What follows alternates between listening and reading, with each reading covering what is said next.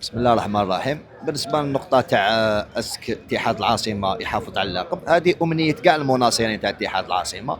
بما انه احنا عندنا عادات وتقاليد في هذه المنافسات القاريه، احنا ما يخفاش عليك انه لما نشاركوا دائما كالكوسوا في رابطه الابطال ولا في كاس الكاف، دائما يكون الهدف تاعنا احنا كمناصرين هو التتويج باللقب. والبرهان انه كل المشاركات تاعنا غالبيتها كانت توصل النصف النهائي والنهائي القاري.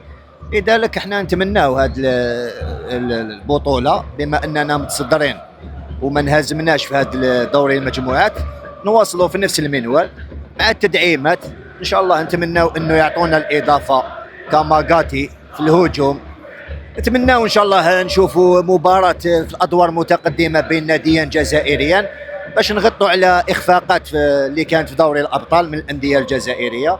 نتمناو ان شاء الله اتحاد العاصمه وشباب بلوزداد، بما انه السنوات الاخيره شاركوا في رابط في كاس الكاف، انهم يكونوا خداو هذيك الخبره اللازمه باش يشاركوا ان شاء الله في الموسم القادم في رابط الابطال. وان شاء الله اتحاد العاصمه وشباب بلوزداد يعاودوا يشرفوا الجزائر في رابط الابطال الافريقيه ان شاء الله.